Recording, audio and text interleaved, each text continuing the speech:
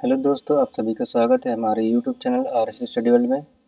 तो दोस्तों हाजिर हुए एक नई वीडियो के साथ। इस वीडियो में हम कवर करेंगे बिहार बोर्ड की जो क्लास 8 की हिस्ट्री की बुक है, उसमें हम भारतीय राष्ट्रीय आंदोलन पढ़ रहे थे। तो हम 2 वीडियो कवर कर चुके हैं। आगे हम इसके बारे में पढ़ेंगे, भारतीय राष्ट्रीय आंदोलन शुरू करेंगे। तो बात करते हैं अगली लड़ाई की तैयारी में क्या हुआ था। असहयोग आंदोलन की समाप्ति 1922 के बाद कांग्रेस का अधिवेशन गया में संपन्न हुआ। गांधी जी ने अपने अनुयायियों को सुदूर देहातों में रचनात्मक कार्य का संदेश दिया, जबकि चित्तरंजन दास और मोतीलाल नेहरू जैसे नेताओं ने पार्टी को परिषद में चुनाव में भाग लेने का पक्ष लिया था। इनका तर्क था कि परिषद के माध्यम से सरकार की नीतियों को प्रभावित करना चाहिए। इसी बिंदु पर मतभेद के बाद चित्तरंजन दास और मोतीलाल नेहरू ने फरवरी 1923 में स्वराज दल का गठन किया। तो ये इम्पोर्टेंट क्वेश्चन है, बीएपीएससी में कई बार पूछा जा चुका है टीआर एग्जाम में। हाँ, कि स्वराज दल का गठन कब किया गया था? फरवरी 1923 में किया गया था। हाँ, किसने किया था? तो चित्तरंजन दास और मोतीलाल नेहरू ने किया था। तो ये आपको ध्यान रखना है। पटना में ही इसकी आरंभिक बैठक हुई, लेकिन बिहार में डॉक्टर राजेंद्र प्रसाद आदि के प्रभाव के कारण स्वराज दल जो है असफल रहा। तो स्वराज दल किसके कारण असफल रहा? डॉक्टर राजेंद्र प्रसाद के कारण असफल रहा। अब बात करते हैं असहयोग आंदोलन के स्थगन के बाद जनता के बीच उपजी संतोष की भावना का लाभ उठाने के उद्देश्य से भारतीय कम्युनिस्ट पार्टी एवं राष्ट्रीय स्वयंसेवक संघ आरएसएस का गठन हुआ। क्रमशः एक पार्टी सर्वहारा यानी जनसाधारण वर्ग की प्रतिनिधि थी, तो दूसरी खुद को हिंदूवादी और उग्र राष्ट्रवादी संगठन मानती थी। इसी दौरान सरदार भगत सिंह जैसे क्रांतिकारी राष्ट्रभक्तों ने हिंदुस्तान सोशलिस्ट रिपब्लिकन आर्मी का गठन किया। इसी दशक के अंतिम वर्ष में जवाहरलाल नेहरू की अध्यक्षता में पूर्ण स्वराज का प्रस्ताव भी पारित किया गया था। तो पूर्ण स्वराज की अध्यक्षता किसके काल में शासन जारी किया गया था?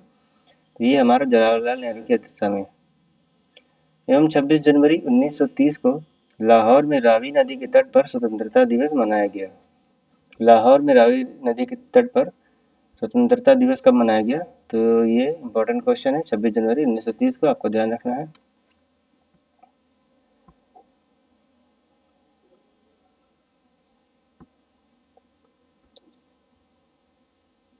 आगे देखते हैं कि दांडी मार्च कैसे प्रारंभ हुआ। जब गांधी जी निकल पड़े नमक कानून तोड़ने के लिए,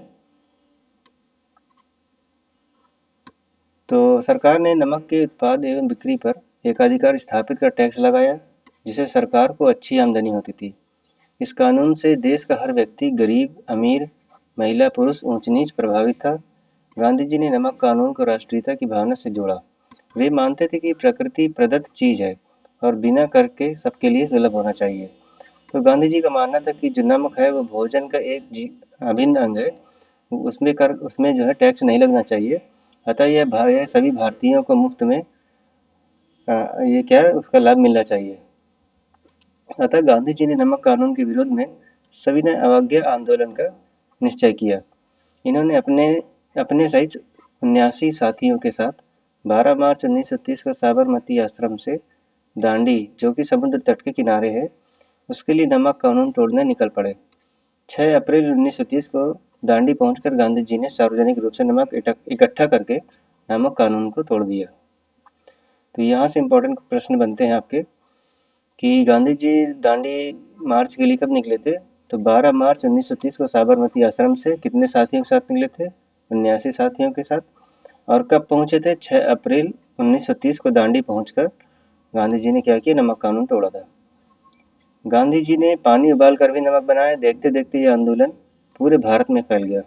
इस आंदोलन में किसानों, महिलाओं एवं आदिवासियों ने भी बढ़ चढ़कर हिस्सा लिया था। सरकार ने दंडात्मक कार्रवाई करते हुए हजारों सत्याग्रहियों को जेल में डाल दिया, लेकिन उन्हें भी अब जनता की ताकत का एहसास होने लगा था।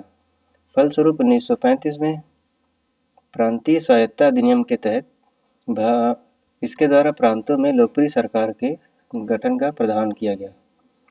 इसी प्रावधान के तहत तत्कालीन 11 प्रांतों में से 7 प्रांतों में 1937 में कांग्रेस की चुनी हुई सरकार बनी।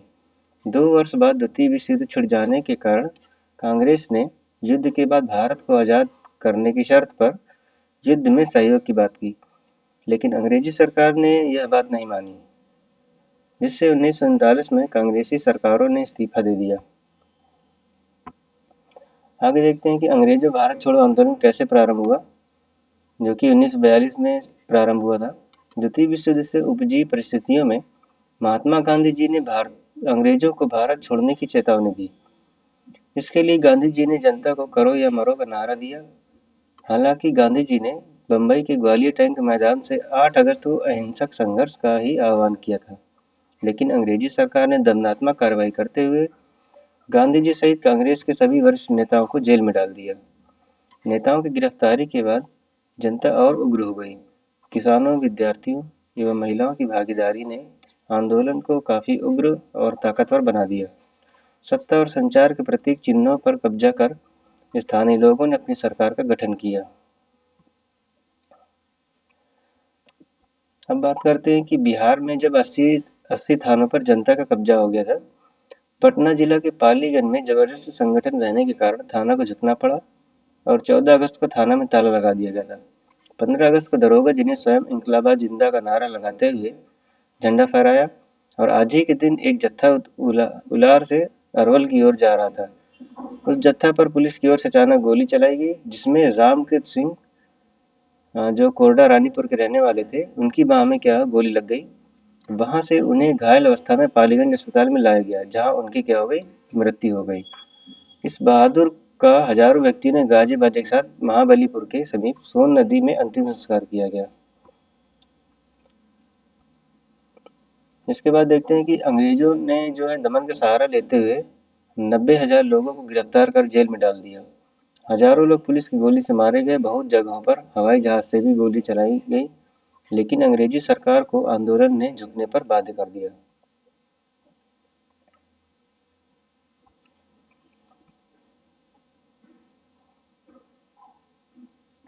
आगे देखते हैं कि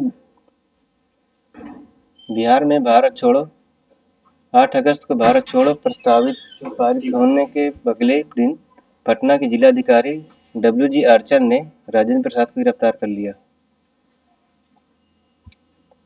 11 अगस्त को विद्यार्थियों के एक जुलूस ने सचिवालय भवन के सामने विधान मंडल के भवन पर राष्ट्रीय झंडा फहराने का प्रयास किया। अधिकारियों के आदेश पर पुलिस फायरिंग में 7 छात्र मारे गए और उनके अनेक जो लोग घायल हो गए। मरने वाले छात्रों में उमाकांत सिन्हा, रमानंद सिन्हा, सतीश प्रसाद झा आदि लोग थे। स्वतंत्रता प्राप्ति के बाद इस स्थान पर शहीद स्मारक का निर्माण हुआ और इसका अनावरण देश के प्रथम राष्ट्रपति डॉक्टर राजेंद्र प्रसाद के द्वारा किया गया। अब बात करते हैं आज़ाद हिंद फौज का गठन कब किया गया। 1942-47 में जब भारत छोड़ो आंदोलन शिथिल हुआ, तब भारत की सीमाओं के बाहर जय हिंद और दिल्ली चलो की आवाज गूंज उठी, जिसने देशवासियों को साहस से भर दिया। नेताजी सुभाष चंद्र बोस अंग्रेजों की आंख में धूल झोंक कर 1941 में अफगानिस्तान के रास्ते जर्मनी पहुंचे। वहां से जापान चले गए और जुलाई 1943 में आज़ाद हिंद फौज को फिर से संगठित किया।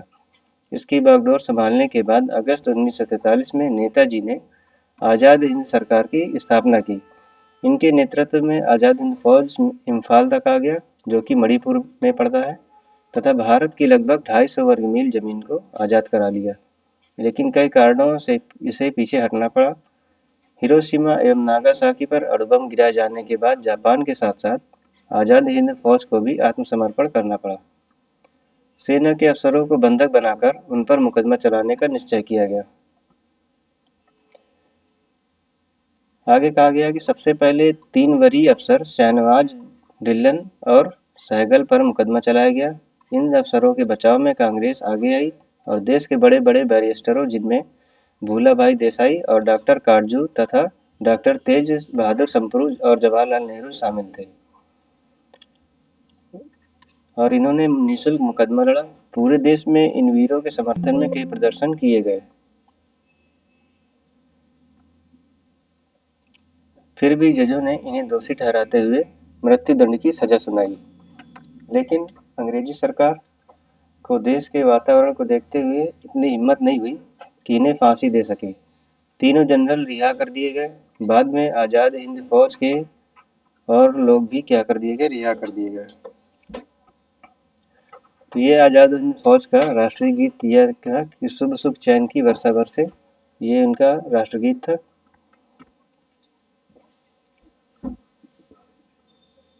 आगे बताया गया कि जनता राज का लक्ष्य क्या था कि अगस्त क्रांति में 80 थानों पर जनता का कब्जा हो गया। उनमें से 45 थाना क्षेत्रों में 1 से 2 महीनों तक चला। जनता राज अपनी शासन व्यवस्था और अपने कायदे कानून, जनता राज का दृष्टिकोण था कि गांव की रक्षा का प्रबंधन हो, आपसी झगड़े निपटाए जाएं, मुकदमेबाजी रोकी जाए और गरीबों और भूखों के लिए खाने पीने का इंतजाम किया जाए। जनता राज का स्पष्ट लक्ष्य था कि अधिकार का उपयोग इस ढंग से करना कि जनता संतुष्ट दिखे, सबल बने और क्रांति की साधना करे। स्वतंत्रता के साथ साथ विभाजन कैसे हुआ? राष्ट्रीय आंदोलन जैसे संगठित होकर स्वतंत्रता की ओर बढ़ रहा था। अंग्रेजों ने फूट डालो और राज करो की नीति का सहारा लिया। मुस्लिम लीग की स्थापना के साथ ही उनकी हर नाजायज मांग भी मानी जाती रही, ताकि दोनों मुख्य संप्रदायों हिंदू और मुस्लिम के बीच वैमनस्य की भावना बढ़े। अंग्रेजी शासन ने अल्पसंख्यकों के लिए एक पृथक निर्वाचक मंडल की व्यवस्था की थी, जिसे शुरू में मुस्लिम लीग अपने आप को मुसलमानों के एकमात्र प्रतिनिधि संगठन के रूप में स्थापित नहीं कर सकी। लेकिन धीरे धीरे कांग्रेस द्वारा मुसलमानों के अपने पक्ष में गोलबंद करने की विफलता ने मुस्लिम लीग की ताकत एवं महत्वाकांक्षा को बढ़ा दिया।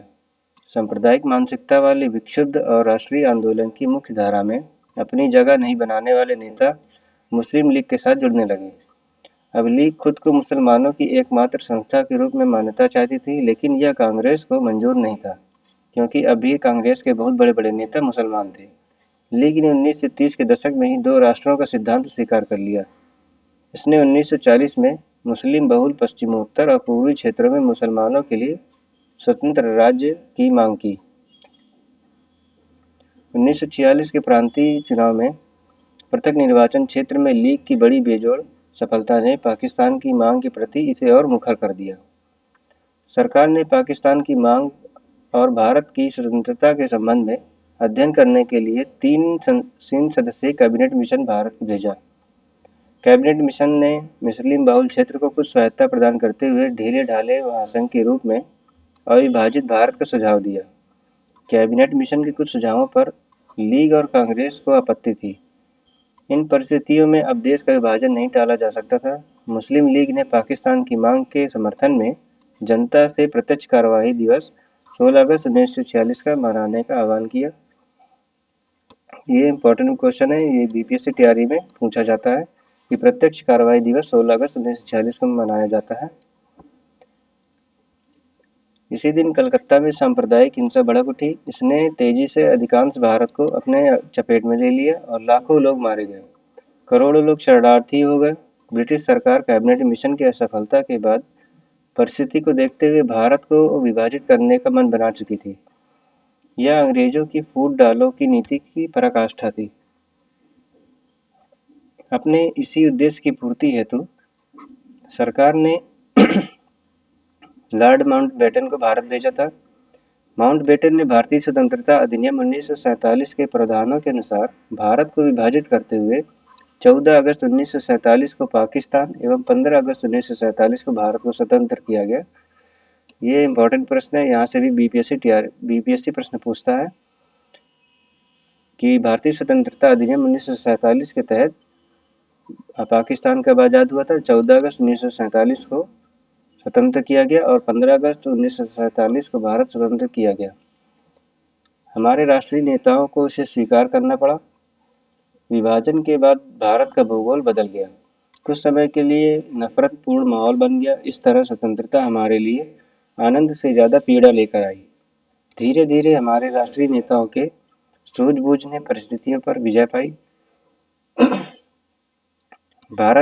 भारत एक समृद्ध, सशक्त, आदर्श लोकतंत्र की ओर कदम बढ़ाने लगा।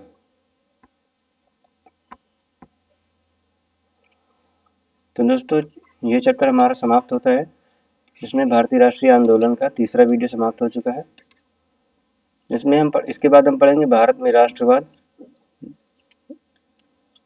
दोस्तों, वीडियो अगर पसंद आई हो तो हमारे चैनल को सब्सक्राइब करें, वीडियो को लाइक करें और इसका पीडीएफ हमारे Telegram channel RS study world में आपको मिल जाएगा। वीडियो को देखने के लिए धन्यवाद।